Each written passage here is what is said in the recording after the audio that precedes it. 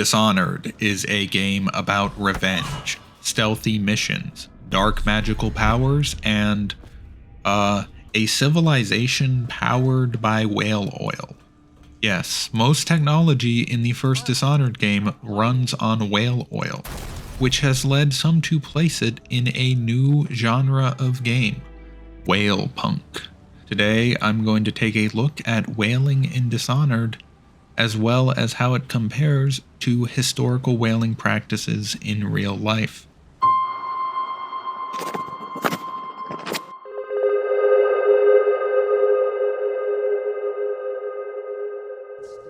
Though this whale oil-based society may seem odd, there was a time in history when whaling was a major economic force, providing oil for lamps, industrial soaps, and even margarine. Yes, you can't believe it's not butter, because that's right, it's a fucking whale. While in our reality, whale oil was superseded by petroleum products, in Dishonored, whale oil, probably due to its magical properties, is used in the production of electricity.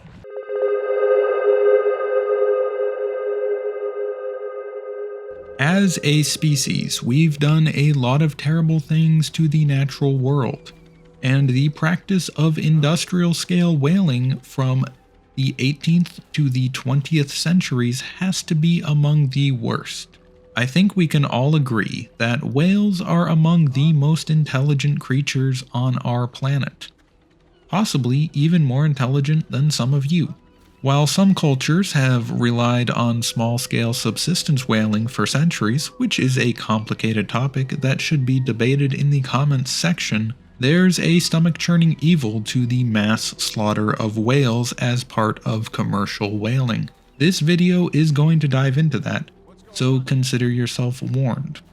I suppose this video might also offend you if you're one of those pro-whaling chaps who listen to one too many TikTok sea shanties, but please don't make your weird hobby my problem.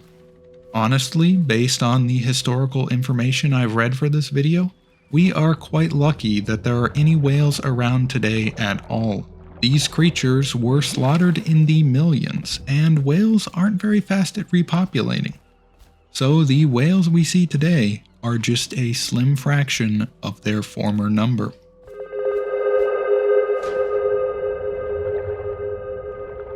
In Dishonored, whales aren't quite like how they are in reality. In the game, they are more akin to the leviathans of myth than true whales, appearing as a mix between a sperm whale and a great white shark with added appendages and fins. This is fitting since they are a supernatural creature within the game and exist both in the real world and the game's otherworldly dimension known as the Void. Because of this dual existence, whales in Dishonored not only have the properties of real animals, but also a divine connection to magic and the deity of the Dishonored universe, the Outsider. In addition to having commercial uses in the game such as whale meat, blubber, and oil, people in the game also carve their bones to make religious trinkets known as bone charms, which provide their bearer with magical protection or power.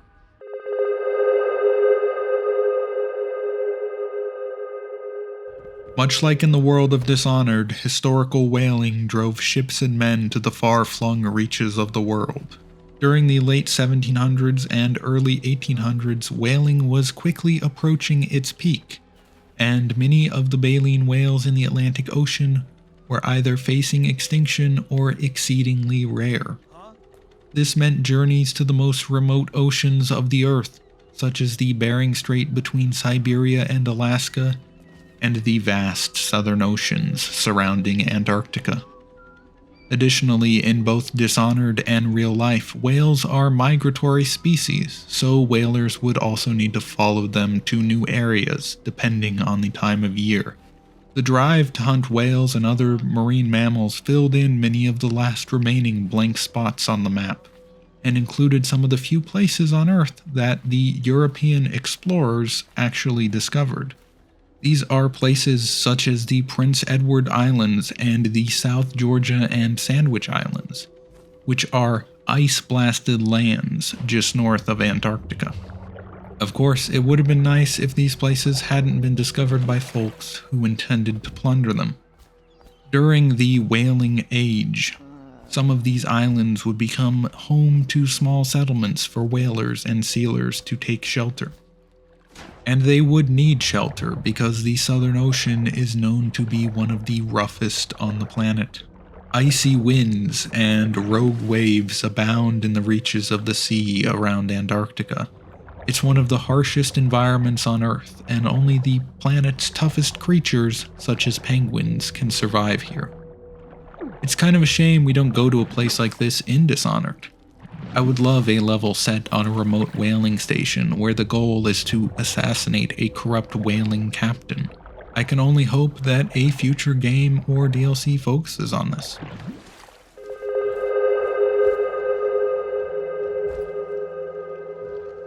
One interesting whale-related thing in Dishonored is that we do get to visit a level that showcases the production of whale oil. In the Knife of Dunwall DLC, the first mission takes place in and around a whale slaughterhouse. Through this, we learn that whales are caught and brought to shore for oil extraction in a factory-like setting. This is actually different than in real life, as whales were generally processed at sea, or in the case of nearshore whaling, on the beach. Even some of the process of refining whale oil in real life was done on the ship itself before it even reached port.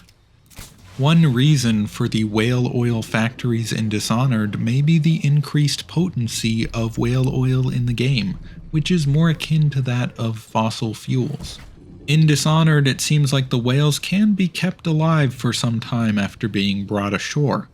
This means that the factory can continue to extract whale oil from the whale long after it has been caught. This process, however, is either experimental or not indefinite, as the factory also has whale carcasses that are being fully processed. Of course, in real life, whales cannot really be kept alive outside of the water due to their immense weight.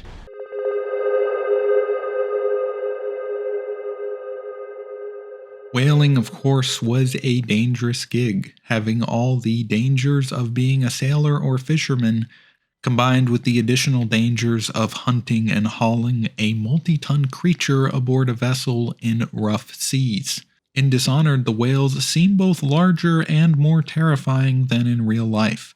Just look at those massive teeth. I imagine that many more whaling ships are lost in Dishonored, especially when you can see in some paintings that the whales, like their real-world counterparts, are capable of breaching their entire body out of the water. This seems like a way that they could easily smash all but the largest ships to pieces. It would have also been cool to have seen one of these battles between whaler and whale take place in the game.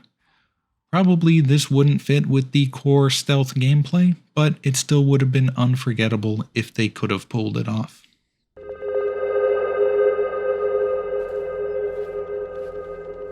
I think I'll end this video on a more lighthearted note with some fun whale facts. One type of whale product, known as ambergris, used in perfume, can be collected without harming whales, because it's a substance made in the digestive tract of the sperm whale to protect its insides from sharp objects such as squid beaks, which it ingests on a regular basis. Ambergris is unceremoniously shat out by the sperm whale and is generally collected after years of it floating on the surface of the ocean before washing ashore. Another interesting fact involves narwhals, which are famous for their large tusk protruding from their head. These tusks are actually teeth, and narwhals technically have two, and in very rare cases both teeth will come in, resulting in a double-tusked narwhal.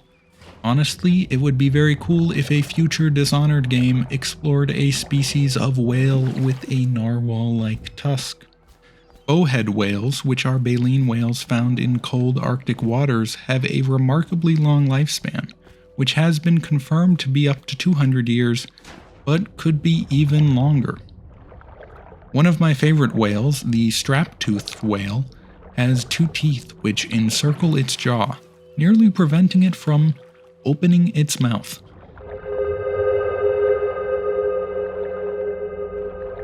Well, hopefully you learned something about Dishonored and the history of whaling. Dishonored has many other interesting animals, such as the leeches from Half-Life and rats, so maybe I'll make another video about those sometime. Thanks for watching, and don't forget to subscribe.